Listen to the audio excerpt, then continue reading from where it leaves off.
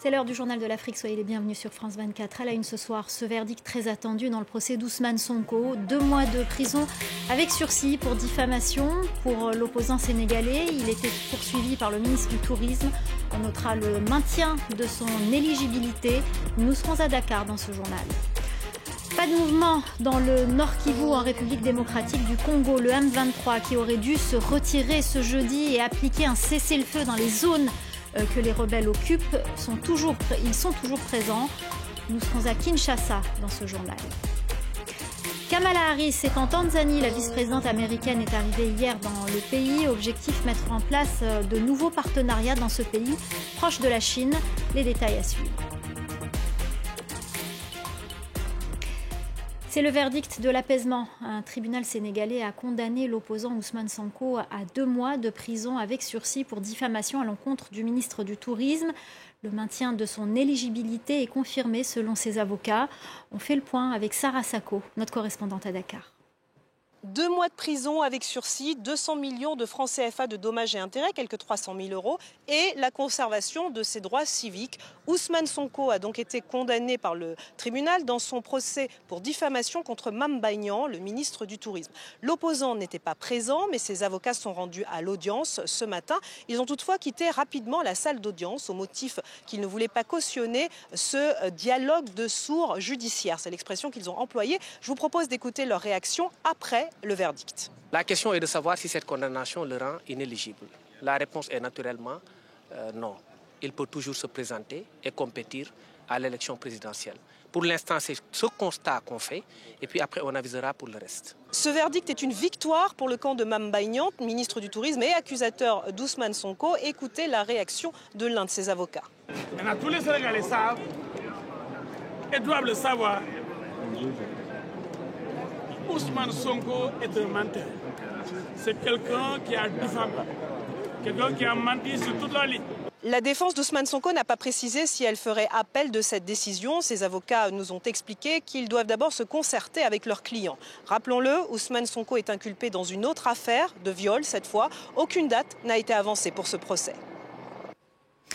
On va se pencher sur le personnage d'Ousmane Sonko, ancien inspecteur des impôts. Ousmane Sonko veut briguer la présidence du Sénégal en 2024. Vous l'avez entendu, il n'est pas inéligible pour le moment, mais il y a encore un autre procès qui l'attend. Khalid Oussi nous dresse le portrait du principal opposant au président Macky Sall. C'est l'histoire d'un ancien inspecteur des impôts qui rêve d'un destin présidentiel.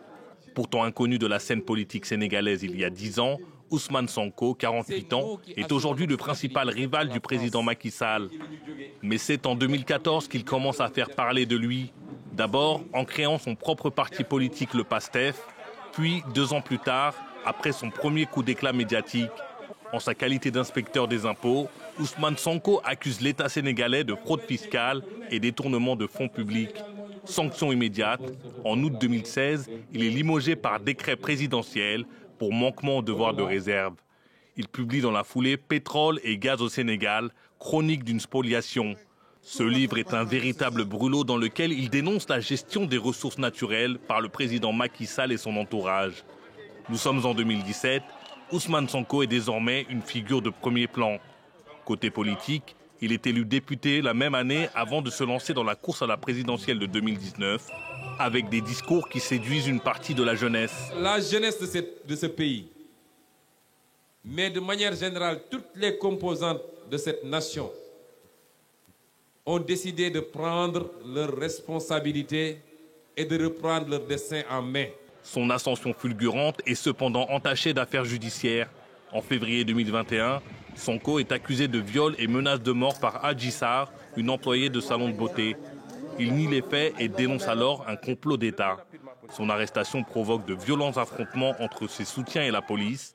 L'opposant est également poursuivi par le ministre du Tourisme sénégalais pour diffamation après l'avoir accusé publiquement de détournement de fonds.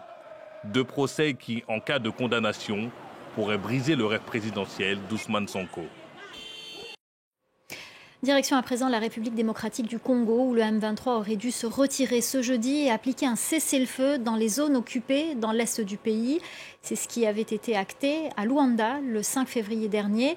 Mais sur le terrain, rien ne semble effectif. C'est donc un nouvel échec pour les négociations régionales. La correspondance à Kinshasa d'Aurélie Bazara-Kibangula.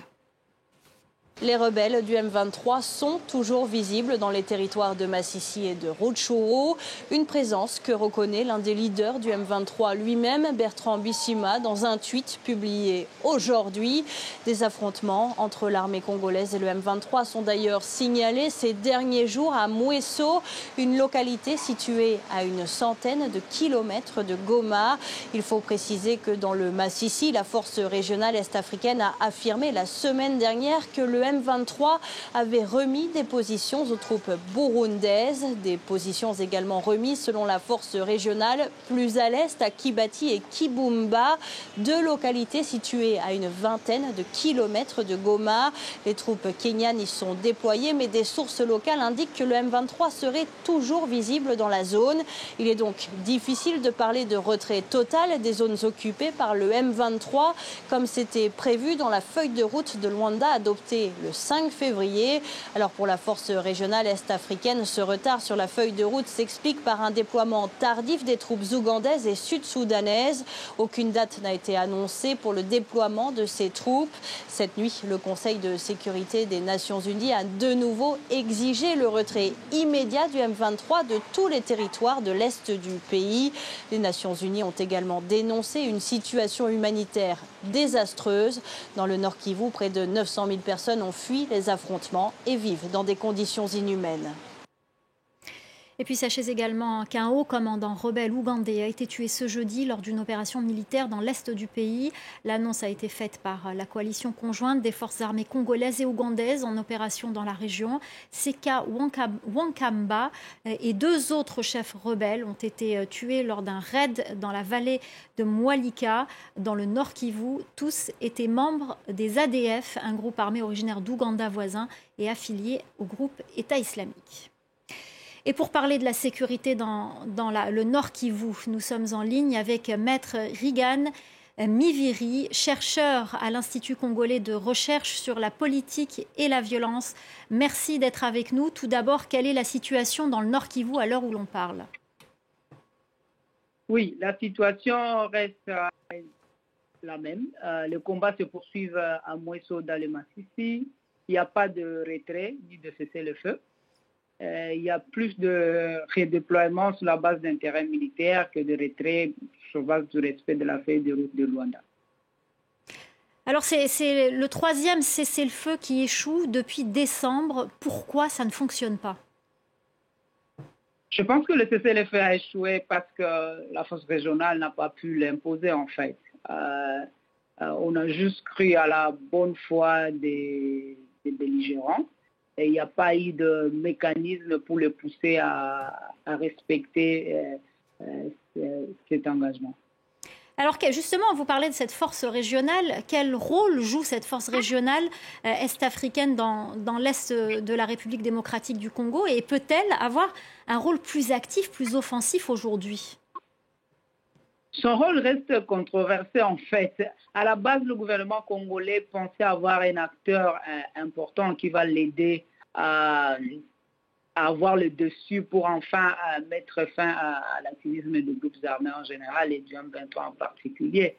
Mais en fait, il s'est avéré qu'ils comprenaient plutôt leur mission comme une mission d'interposition, mais aussi qui va essayer de s'assurer que les engagements diplomatiques soient respectés, notamment par le M23, mais sans aucune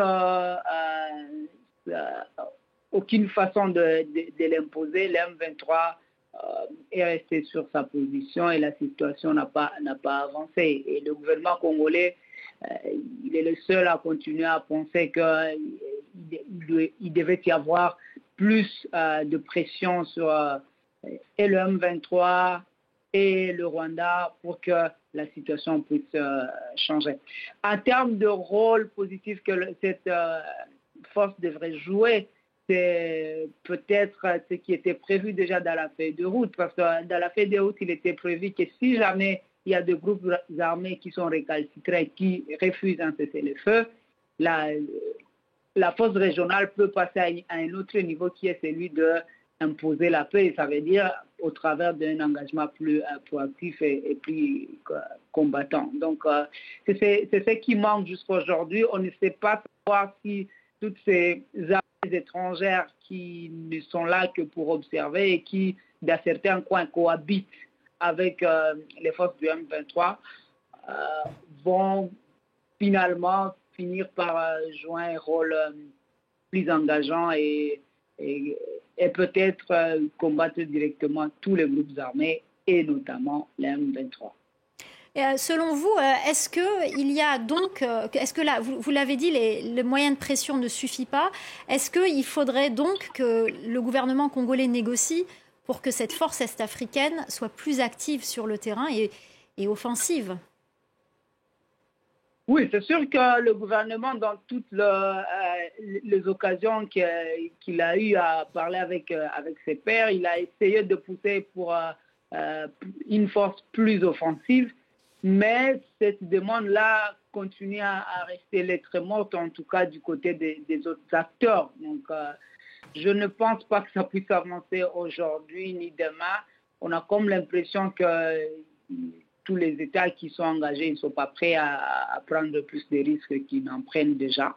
Et personne n'est prêt à mourir au Congo à la place des Congolais. Je pense que le gouvernement congolais devrait le comprendre ainsi. Merci beaucoup, Maître Rigan Miviri, chercheur à l'Institut congolais de recherche sur la politique et la violence. Merci pour votre décryptage. Coup de tonnerre dans le milieu judiciaire en République du Congo. 9 magistrats ont été révoqués par le président Sassou Nguesso le 27 mars dernier lors du Conseil supérieur de la magistrature. Aucune raison n'a été invoquée pour justifier cette décision. La société civile salue ces révocations tout en invitant les autorités à aller plus loin pour lutter contre la corruption. Les précisions de notre correspondante à Brazzaville, Rosie Piotte. Le ver est dans le fruit et nous devons le détruire. C'est ce qu'a affirmé le premier magistrat du pays, Denis Sassou Nguesso, lors de la réunion du Conseil supérieur de la magistrature tenue le lundi dernier à Brazzaville. Cette phrase est devenue virale sur les réseaux sociaux et pour cause, elle était annonciatrice d'une lourde décision. 9 magistrats ont été révoqués de leurs fonctions. Aucun motif n'a été mentionné. D'autres magistrats ont été réprimandés, rétrogradés ou alors promus. Selon la société civile congolaise, les magistrats sanctionnés ne représentent qu'une infime partie de l'iceberg. Et le président de la République se doit d'aller plus loin car le mal est profond au sein du secteur judiciaire. En 2018, 7 autres magistrats avaient été révoqués de leurs fonctions pour fautes graves, notamment obstruction à certaines décisions de justice pour leur profit personnel. Kamala Harris poursuit sa tournée sur le continent. La vice-présidente américaine a entamé sa visite en Tanzanie hier soir avec un objectif, développer un partenariat avec ce pays qui était plutôt tourné vers la Chine ces dernières années. Les précisions de notre correspondante dans la région, Élodie Cousin. C'était une visite impensable jusqu'en 2021, tant le président John Magufuli, mort en exercice, insistait sur sa préférence à travailler avec la Chine. Les relations entre les deux pays semblent donc s'améliorer sous Samia Suluhu, qui est devenue présidente après la mort de John Magufuli. Elle semble prendre une voie totalement différente et vouloir reconstruire les relations de son pays avec la communauté internationale. Même si les progrès sont encore fragiles, elle a déjà supprimé certaines des politiques les plus oppressives de son pays, comme l'interdiction de réunions de l'opposition. C'est la présidente tanzanienne qui s'est rendue elle-même à Washington lors du sommet États-Unis-Afrique. Et ce jeudi, de nombreux accords ont été trouvés pour améliorer le commerce entre les deux pays, comme notamment le financement des start-up tanzaniennes. Lors d'une conférence de presse commune, la présidente tanzanienne s'est félicitée que son pays soit le premier pays africain à permettre la réunion d'une présidente et d'une vice-présidente et de leur permettre de prendre des décisions importantes pour le futur de leur pays. La tournée africaine de Kamala Harris se terminera par la Zambie. Voilà, c'est la fin du journal de l'Afrique. Restez avec nous, l'info continue sur France 24.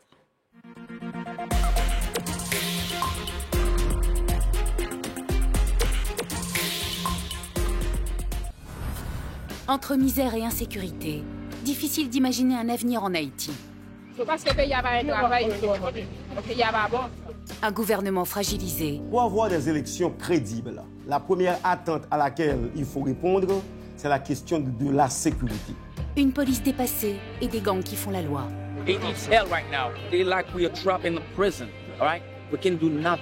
Dans cette spirale infernale, certains refusent la fatalité. Ils vont en Haïti, dans la réalité haïtienne, dans ce qu'elle a d'inacceptable, dans le rêve de pouvoir la changer. Reporter, les plaies d'Haïti, à voir sur France 24 et france24.com.